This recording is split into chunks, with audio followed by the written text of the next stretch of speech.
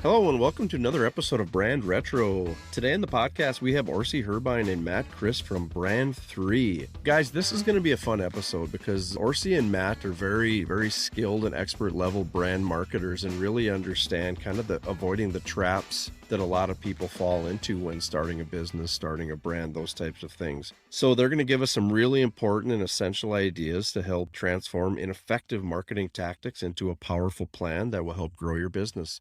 So Matt and Orshie, welcome to the podcast. How are you guys doing today? Excellent. All as well. Good. So I want to jump right in and kind of just have an overall discussion on the power and the importance of branding within a marketing strategy. One of the things that, I find myself repeating this often to clients and prospects and whatnot is that, I think they want to jump right to the paid piece. They want to jump to the part that, somehow delivers them metrics that they can tie to a sale. And not that stuff is not important, but I always kind of recalibrate them back to the why and the brand and like, are you brand positioned to actually succeed? Because if you go down that road and if you take on a strategy and you take on an ad budget and you start spending the money, there is an inherent, I would say, benefit in having a really solid brand and having all those things working together. So with that said, do you guys see a lot of that? And how would you kind of classify the importance of brand inside of the big ecosystem of advertising and marketing? Matt? First shot, Orshie. Okay. So to us, actually, that's everything, Mike, just so you know, because we 100% believe that if you don't have a brand that engages the audience, then your marketing efforts will fail.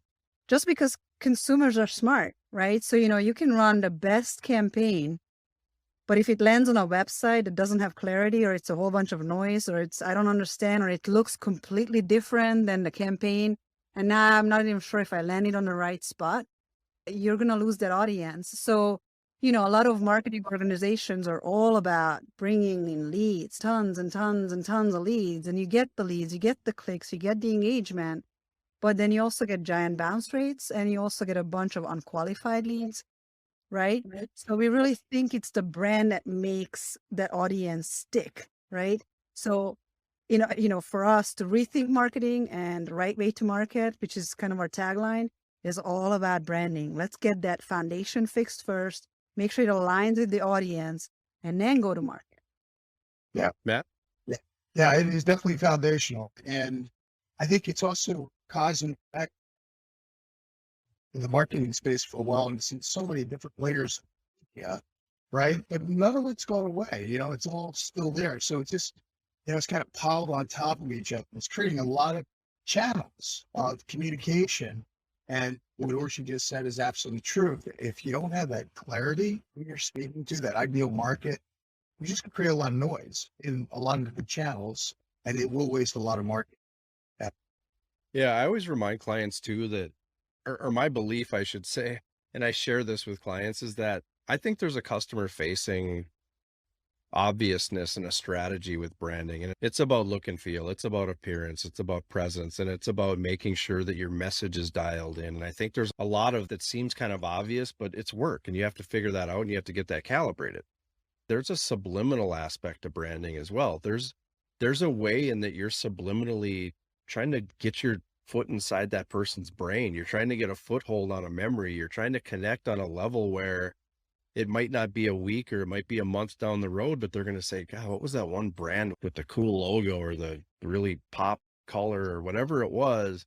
You're trying to wedge your way in there so that you can be remembered. A lot of people blow past that in the process because they're so busy worried about the tactics. And again, those tactics are important, but if you can build something memorable within your foundation and find your way subliminally inside these people's minds and hearts, you're going to win more often, and it's a long game.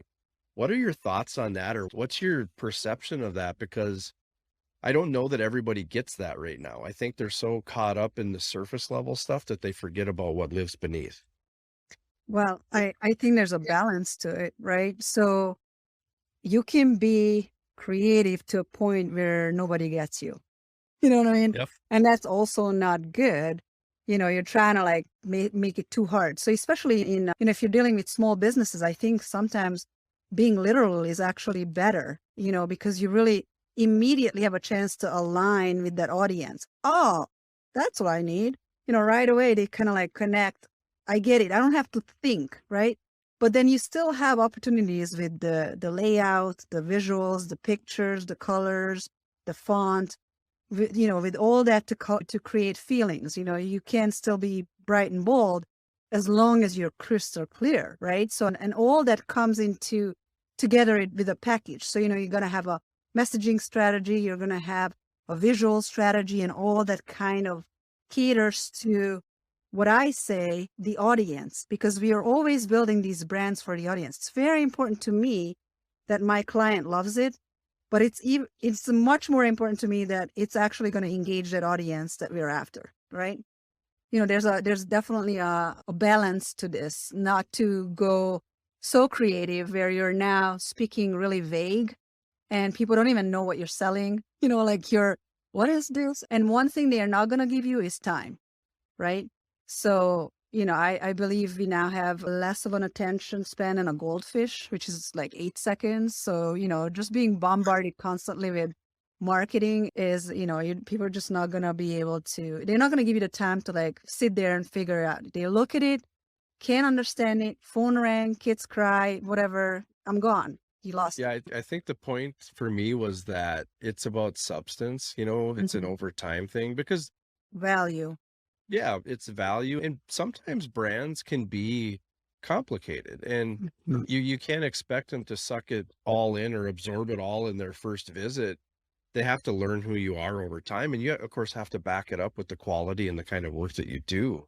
But it's about, being aware and making sure that substance is part of the equation. Yeah. I like what you said, relevance and category. Sometimes we foreshadow our messaging. They're complicated and we don't understand what product service it is, right? So relevance is really important. But I think key there too is that we've got to speak what the customer wants, not to what we want to sell, right?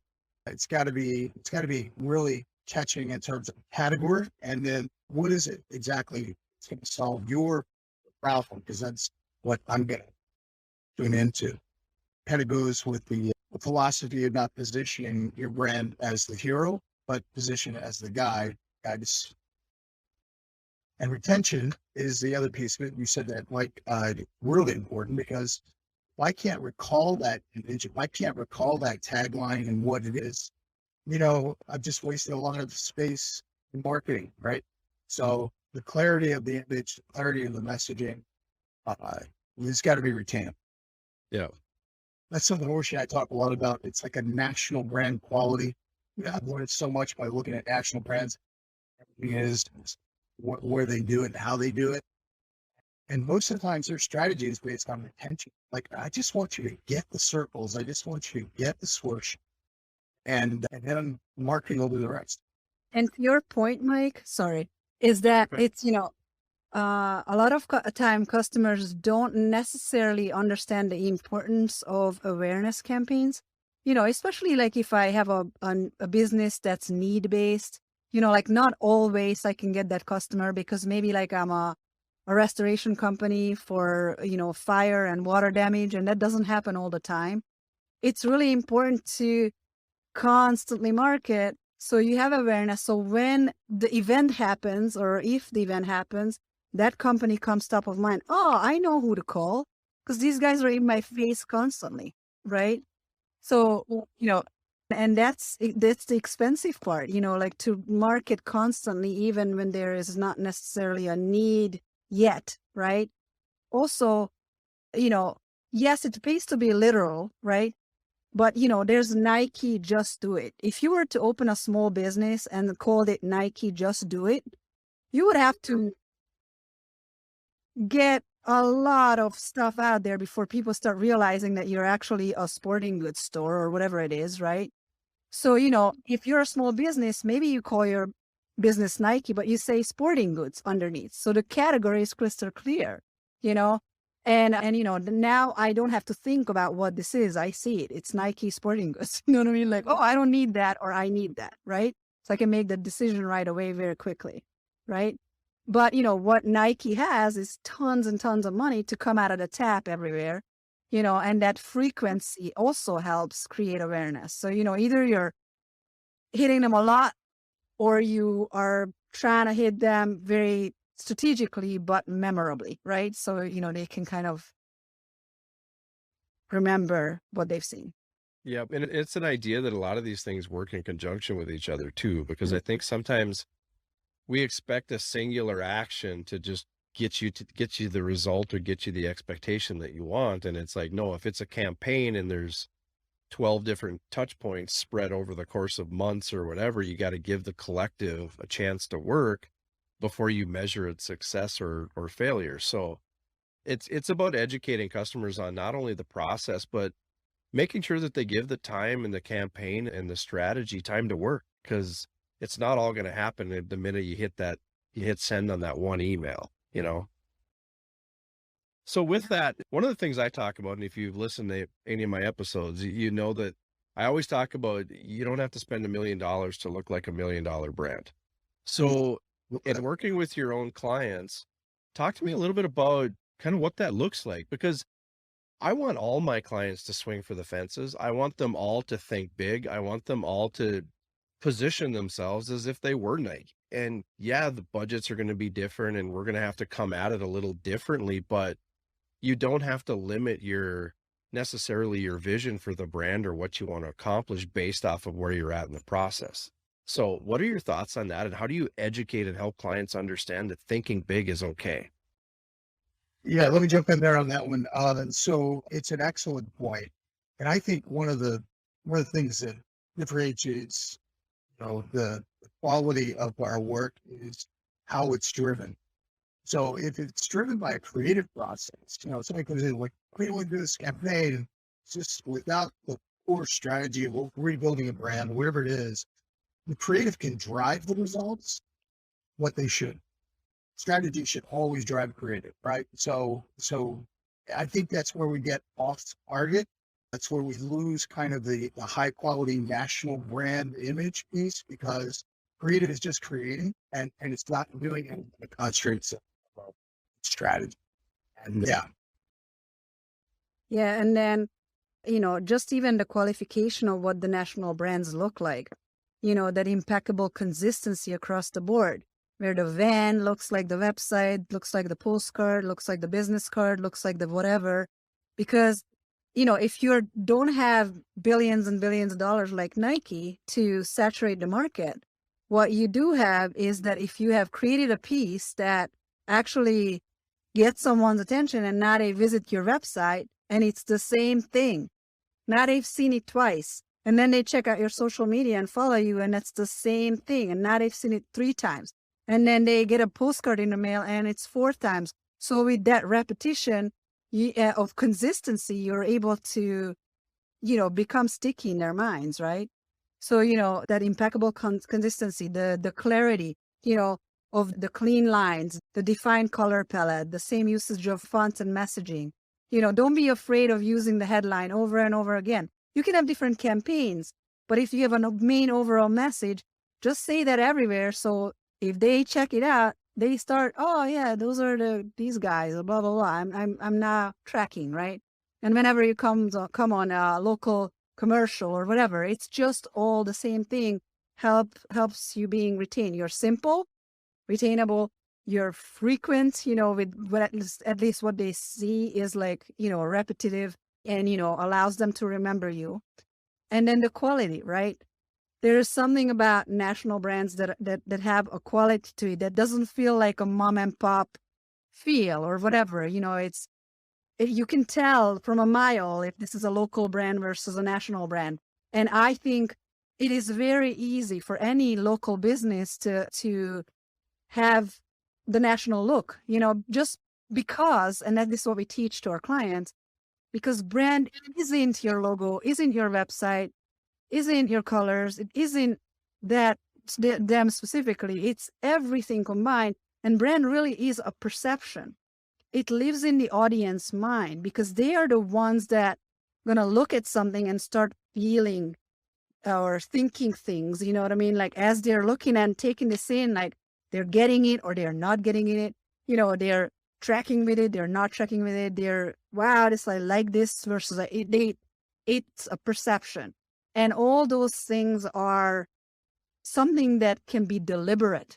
You can actually design what you want that perception to be instead of just leaving it to chances. You know what I mean? And like, oh, I wonder what our customers think about it. Well, I know what our customers think about us because I designed it, right? So that's kind of the way we, you know, literally apply that national quality feel to the smaller business. Yep. So you use the word deliberate. I always use the word intentional because I always talk to my clients about, you know, being very intentional with your efforts. And sometimes those intentions are scalable depending on where you're at in the process or what your budget is or whatever. But if you can be intentional with your efforts, then you can draw a line to the expectation or the deliverable and find out if you hit the mark or you didn't hit the mark. So like to your point, Orshie, is just you should try or you should aspire to build a brand look and feel and a presence that looks like those top level brands, and don't skimp on that stuff. I'm not saying you got to spend the moon, but maintain your expectation of what you want it to look like, where unfortunately, I think a lot of times clients, customers, we see these gaps in the process or the things that we need to do is just, you could just fill those holes with anything. Like I can just run out and get a $50 logo and check that box and I'm good. And it's like, well, no, because if that $50 logo doesn't hit the mark or doesn't hit the expectation or the visual of where it needs to be, then now you've got a shaky part to your foundation and you're not going to look the way you need to look. So I'm always talking to my clients about being very intentional and being just present in that process because it's important. It's very important from a look and feel. And if you're not feeling that presence on the inside of the process, there's no way the client's going to feel that presence on the outside of the process. Yeah. Yeah. And I also think it's really important to look from the outside in. Okay. Because sometimes the inside out is too technical. It's too much of a work lingo. You know, they're trying to put in too much stuff that actually doesn't resonate with the audience. So, you know, let's take what you have, you know, in the inside and translate it for the market, right? How that translation happens so that the market can actually relate to it, because they might not understand the how, right? It's like the plumber coming to my residence and fixing the toilet. I don't need to know the how. I just need it fixed, right? So, you know, like, I don't care about T pipes and all the whatever. Like, it's meaningless to the audience, you know. And some companies utilize very specific technical and industry language to position themselves, but they fail to understand that from the outside in, all those things don't mean anything, you know, because that's not an average language for the audience, you know. And sometimes it's very important to, you know, implement specific lingo because that's your market and they're going to look for that. And you're going to sound more professional if you use certain language than if you don't. So That's absolutely true. And, you know, I like what you said, Mike, in terms of intentional. I think you could also interchange the word strategy in there. Mm. And when we do our rebrands and when anybody does rebrand or anything like that, they're, like what you said, you're looking at the market first. A lot of times we fail strategically to look at our ideal customer. And we believe that the brand should be kind of built around that. You may have multiple markets or segments of market that you want to attract, but you'll create a lot of noise sometimes if you try to include too many different pieces, right? So as clean of a line as you can get from your brand value to that ideal customer is usually affected by how much your return on marketing of it it's going to be. So yeah, I love the intentionality, and I think it's got to be supported by hard strategy from the seat of the customer's customer, if you will, right? Yep. So, yep. Yeah, we talk about it. I mean, I'm from Minnesota and we hunt and fish and do those things. So I always talk about the rifle approach versus a shotgun. Yeah. People seem to understand what that means because I think comfort wise, we want to go broad. You know, it feels comfortable to go vague a little bit and to go broad because they're not going to leave anybody out. Yeah, it feels safer. So I think we want to go there. And when we really dial it in and we go with that rifle approach and we're really kind of hitting our niche. And again, you're always going to catch people on the fringe and people that maybe they don't even know they're the niche quite yet, but your marketing or your branding kind of helps them understand that they are. Point is that for the clients and the customers and the people who are trying to build these machines and these strategic plans, yeah, be specific. Try to be Yeah. the rifle, not the shotgun. Exactly. And position your ideal customer as the bullseye. You know, you're shooting for the same target, but get them, that's what you're in, right? Right. Let me do that. And there's another piece of the puzzle, which is it's not enough to have a very tailored brand and an awesome tailored marketing campaign that's consistent with the brand and invites that audience in and engages the audience, and now you convert it to the customer. But every brand essentially has a promise that has to be delivered.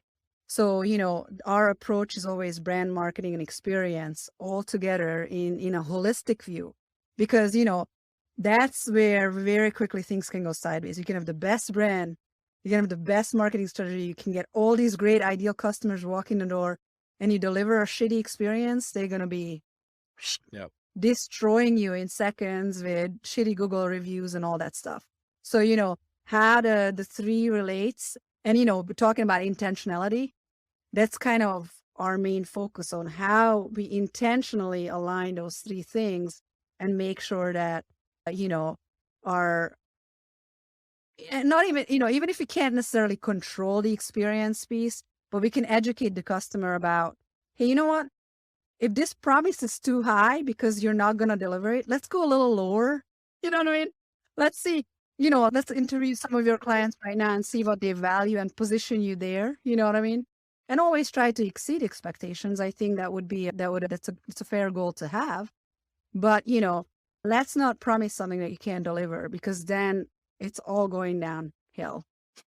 Yeah. And I always talk to my clients about all these pieces are, and why I'm saying this is because, let me back up. I get asked a lot of times, like, what's the most important thing I should focus on? And my answer is, well, it depends on where you're at in the process. So looking at your brand, looking at your strategy, looking at your messaging, looking at, like, these are all ingredients in one big soup. And if you have more of one ingredient and less than another, then maybe that's where we start, is with the less than. But taking a look at all these different things and trying to figure out what the most important is. But then, to your point, making sure that when these ingredients come together and when this soup comes together, that you're able to live up to the hype. Because I think that happens a lot, where we feel like, or clients feel like, you know, I just need to put out there the best promise possible so that people bite on it. And it's like, well, but if you can't hit that promise, that's a problem. And it doesn't make you a less or a worse company, but you just want to be realistic about it and you want to be authentic about it. And clients understand that. They understand where you're at in the process. But if you offer more than you can give, they're going to figure it out. Right. Yeah. And, you know, just ensuring that promise is actually valuable. Because sometimes, you know, brands would kind of like start with stuff that, again, is meaningless, like family owned for 35 years. You know, who cares? What do you do? Like, I still don't know what you do, right? So I'm gone. You lost me. You know, like, and I think secondarily, all those things are important. But what is the hook in terms of, like, you know, Matt, what did you guys do for that landscaping company in taking them from family owned, 35 years in business to you deserve exceptional outdoor living, you know? And all of a sudden now, if you're after an elite market, right? You know, like, they won that backyard paradise or whatever, you know, like the outdoor kitchen and the pool and the patio and all that stuff. Now you're speaking in a language, right? And then after, when they maybe seen 3 brands saying stuff that's valuable to them, and now you're the one that's family owned, they'll go with it. You know what I mean? That matters, but it's secondary. You know, that's not what we start with. We start with what the customer values, that ideal customer values and needs and desires. Yes. Yeah, the brand promise should fulfill what the customer wants. That's the connected dot there. Like, and sometimes it takes more digging to find out what that is. And a lot of times we use the word perception in this conversation. A lot of times it is not a direct feature and benefit. It is a something deep in the soul that says, I'm going to feel better. Look, whatever it is, it's more of an intangible than it is a tangible outcome. I will never forget when we did a photo shoot for that outdoor living company. And we were in the backyard, and my kids were models and some actors came up, whatever, and Matt is like, we're gonna do the shot, we're gonna call this Weve Arrived. The couple will stand by the pool, observe their kids, and like some people will, friends will barbecue and whatever, but they're just gonna have this look of Weve Arrived. Like, the arrived shot. Yeah. So let's talk about that quick, because like I always tell clients too, like you should be humble and you should be, there should be a alignment of where you're at in the process with your awareness of who you are as a company. But I think you should be aspirational, and I think if you there should be a little swagger, there should be some confidence, there should be some of those things, because as business owners and as companies, we all work hard to create these strategies and to create these perceptions. And then we work even harder to live up to them. And if we're doing that, and if we're doing it honestly, put that out there, like be proud of what you've done. Yeah. And in relationship to what the customer wants, right? Yeah. That's exactly what you're saying. Like, yeah. And go ahead. When we do our discovery process, we're literally getting the customer in the seat of their customer, right? Sometimes use the analogy of a bus ride. Okay, you're in the business of driving a bus, and now they're getting off the bus after the. Give me one word that describes the ride, right?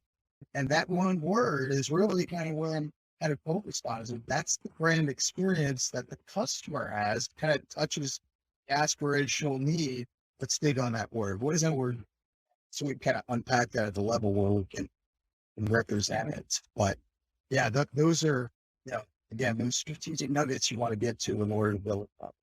Yeah, and in a particular case that I described, the arrived shot, you got to understand that the ideal customer for that particular business was an elite customer. They're making a lot of money. They're looking at brands like BMW and Rolex and Porsche and Prada. Those are the brands that they're looking at. So, it was very appropriate to have that shot of satisfaction and looking at your backyard and your kids playing and things like that, So again, always be in the market's shoes and look from the outside in of what they want, what they desire, what they will connect with. And, it wouldn't have been appropriate for a mid-market landscaper, Right. So again, for these guys, just because of the brands that their audience are looking at in a regular basis, we just had to elevate that perception. And that was really the problem with that brand anyways. It just didn't live up to the Pradas and the Rolex or anything. So, we had some work to do to craft the perception so it was appropriate for that market. Yeah, that's actually a really good point in kind of living up to the aspiration or the perception, because I think there's a lot of companies that have legacy and they've done a great job, but they've never positioned themselves as that, or, they hang their hat on, like you said, the 75 years or the 35 years or the family owned thing. And not that's bad stuff. It's just not what necessarily aligns them with those people who think Prada, BMW, Mercedes, that kind of a thing. So, well, thank you guys for being on the podcast. I really appreciate it. Before we sign off here, tell me a little bit about where they can contact you and learn more information about what you guys do. Well, our website is brand3.net, and I'm personally on LinkedIn the most. So if you look for Orshie Herbein, you'll find me on LinkedIn. And I think, Matt, you're on LinkedIn too, right? Oh, yeah. Not as much as you. All right. I'll pop that into the show notes as well. Excellent. Awesome. Hey, thank you, Mike. Appreciate it. All right. Thank you, guys. Yeah, this was fun. Just some, sharing some thoughts. It was really fun. I appreciate it. All right. Thank you. If you'd like to learn more about CyberDogs, share your thoughts, or even ask a specific question about this episode and or the brand retro mindset, contact me directly at mike@cyberdogsmarketing.com.